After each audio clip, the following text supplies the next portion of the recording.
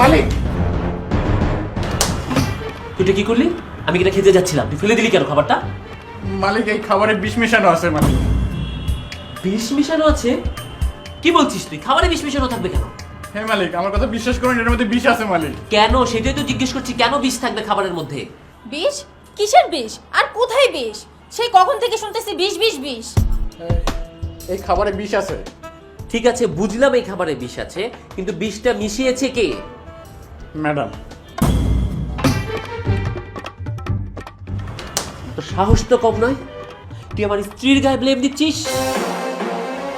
মিথ্যা কথা বলছো। ওকে আমি ভালোভাবে চিনি। ছোট লোকদের এই একটা সমস্যা, বড় লোকদের একটু ভালোভাবে চলাফেরা দেখছে তো এখন ঝামেলা বাঁধার জন্য চলে আসছে।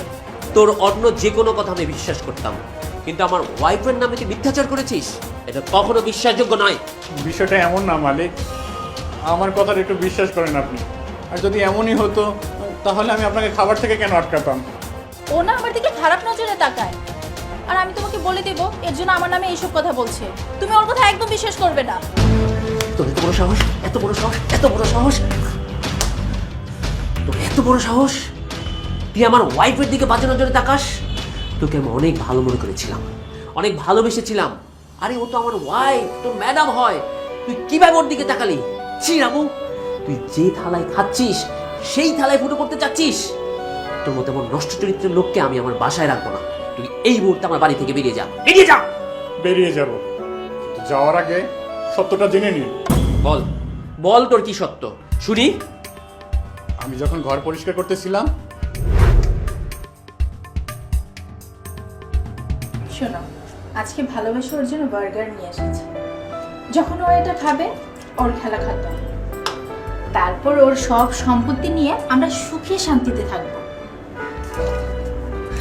তুমি একদম চিন্তা করো না, আমি আমার কাজটা শেষ করে তোমাকে কল দিচ্ছি।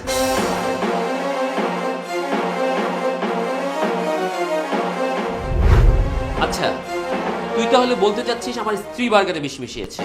হ্যাঁ হ্যাঁ মালিক, আমি আপনাকে এটাই বোঝাতে চাচ্ছিলাম। ঠিক আছে, আমি এক্ষুনি প্রমাণ করে দিচ্ছি ওই খাবারে কোনো বিষ নেই। আমি খাবারটা তুলবো, আমার ওয়াইফ ওটা খেয়ে তারপরে প্রমাণ করবে এই খাবারে কোনো বিষ নেই।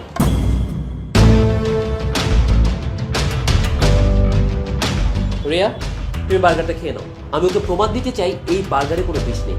খাও। না, আমি বার্গার খেতে পারবো না। একটু খাও, জাস্ট একটু খাও। আমি তো বললাম আমি খেতে পারবো না। একটু খাও, আমি এটা খেতে পারবো না। প্লিজ আমার কথাটা রাখো, একটু খাও, আমি প্রমাণ করে দিতে চাই এটাতে কোনো বিষ নেই। আমি বললাম না এটা খেতে পারবো না, এটাতে বিষ আছে।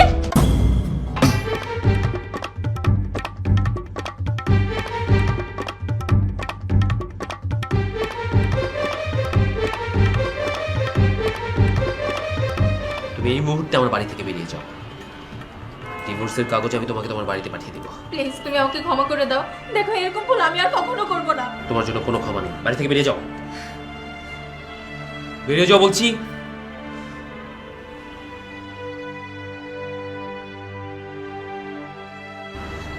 ভাই আমার, তুই আমাকে মাফ করে দিস। আমি না জেনে না বুঝে তোর সাথে অনেক অন্যায় করেছি, তোর গায়ে আমি হাত তুলেছি। আসলে জানিস তো, আমি আমার স্ত্রীর প্রেমে অন্ধ হয়ে গিয়েছিলাম।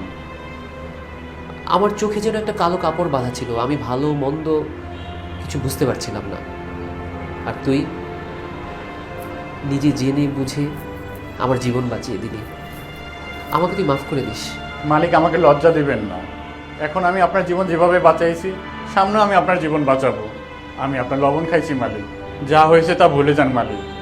যান, আপনি যে রেস্ট করুন, আমি এগুলো পরিষ্কার করে আসতেছি।